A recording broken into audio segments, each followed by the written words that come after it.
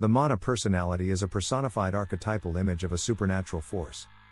Jung wrote, "The mana personality is a dominant of the collective unconscious, the well-known archetype of the mighty man in the form of hero, chief, magician, medicine man, saint, the ruler of men and spirits, the friend of God."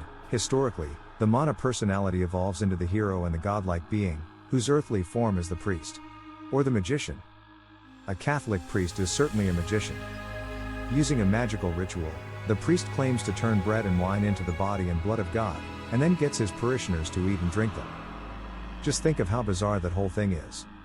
It's literally cannibalism.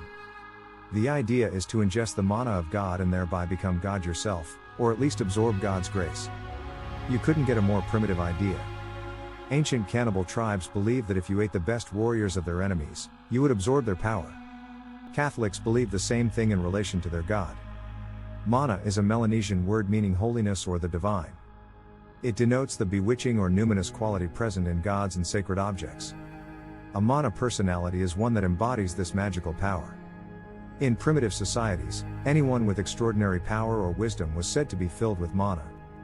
Instead of making contact with their own mana, their own inner store of power and wisdom, people often disown it and instead see it as the property of someone else, a great political leader, for example, i.e., they project their own mana onto others.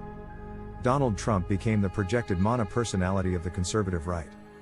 In Jungian thinking, the mana personality of the wise old man is related to the animus and logos, and the mana personality of the great mother to the anima and pathos.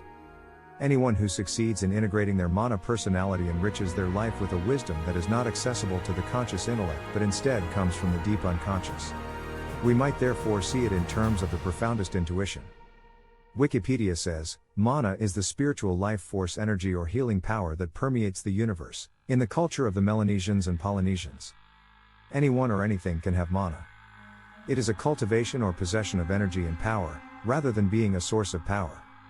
It is an intentional force.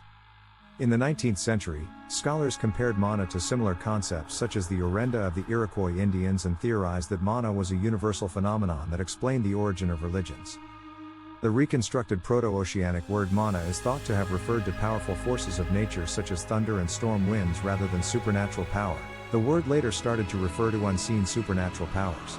Mana is a foundation of the Polynesian worldview, a spiritual quality with a supernatural origin and a sacred, impersonal force. To have mana implies influence, authority, and efficacy, the ability to perform in a given situation. The quality of mana is not limited to individuals, peoples, governments, places and inanimate objects may also possess mana, and its possessors are accorded respect.